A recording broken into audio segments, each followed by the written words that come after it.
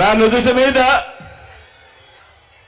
వారు చేసిన గాయం బహుశా 10 రోజుల్లో తగ్గిపోతుందేమో, కానీ పేదల ప్రయోజనాలకు చంద్రబాబు చేసిన గాయాలు, ఆయన పాలనలో ఆయన చేసిన గాయాలు, ఆ రైతులకైతేనేమి, ఆ అక్క చెల్లెమ్మలకైతేనేమి, ఆ నిరుద్యోగులకైతేనేమి, ఆ సామాజిక వర్గాలకైతేనేమి, ఆ చంద్రబాబు మోసాలతో అతలాకుతలమైన ఆ పేదల బతుకులు, చంద్రబాబు చేసిన మోసాలను, చంద్రబాబు చేసిన గాయాలను ఆ పేదలు ఎన్నడూ కూడా మర్చిపోయే ప్రసక్తే ఉండదు అని సందర్భంగా చెప్తా ఉన్నారు.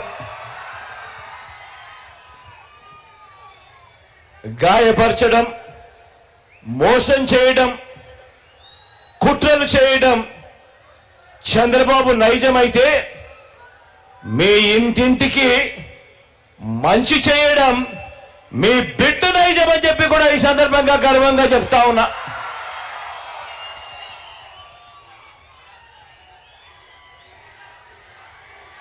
ఈ కూటమి నాయకుడు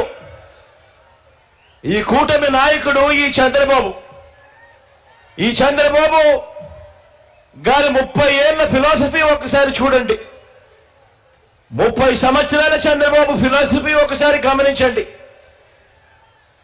పేద ప్రజలకు ఏ మంచి ఇవ్వద్దు అని, పేద ప్రజలకు ఏ మంచి చేయొద్దు అన్నది చంద్రబాబు ఫిలాసఫీ. ఇలా ఎంతమందికి చంద్రబాబు ఇవ్వద్దు అని చంద్రబాబు వాదించాడో గుర్తు తెచ్చుకుంటే, బాబు ఎలాంటి వాడో అందరికీ కూడా అర్థమవుతుంది ఆయన నైజం. రైతులకు ఉచిత విద్యుత్ ఇవ్వద్దు అన్నది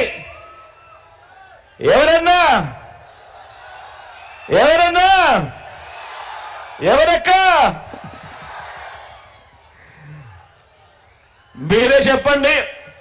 రైతులకు ఉచిత విద్యుత్ ఇస్తే ఆ తీగల మీద బట్టలారేసుకోవాలి అని ఇవ్వద్దు అని ఎవరు చెప్పారు?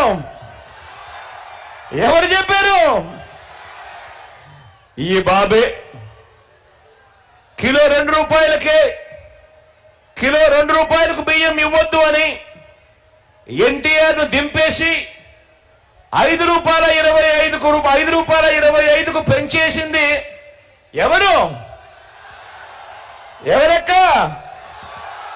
ఎవరన్నా?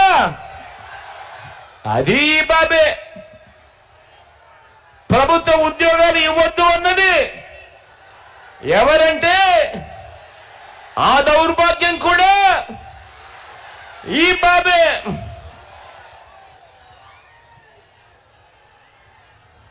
గవర్నమెంట్ బడిలో ఇంగ్లీష్ మీడియం వద్దు అన్నది, గవర్నమెంట్ బడులలో ఇంగ్లీష్ మీడియం వద్దు అన్నది, ప్రభుత్వ బడులను పాడు పెట్టినది ఎవరన్నా? అది కూడా ఈ బాబే.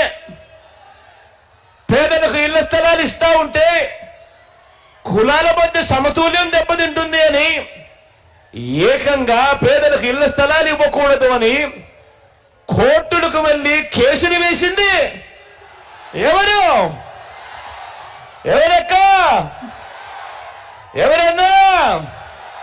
ఎవరు తమ్ముడు? అది కూడా ఈ బాబే. తాను ముఖ్యమంత్రిగా ఉంటూ తానే అవహేళన చేస్తే ఎస్సీలు, బీసీలు తానే తొలనాడితే వారిని, గ్రామాల్లో వారి పరిస్థితి ఏమిటి అని కనీసం ఇంకిత జ్ఞానం కూడా లేకుండా ఆ ఎస్సీలను, ఆ బీసీలను అవహేళన చేసిన వ్యక్తి ఎవరక్క? ఎవరు చెన్నమ్మా? ఎవరన్నా? ఎవరు తమ్ముడు? అది కూడా ఈ బాబే. విడగొట్టిన రాష్ట్రానికి విడగొట్టిన రాష్ట్రానికి ప్రత్యేక హోదా వద్దు అన్నది ఎవరు?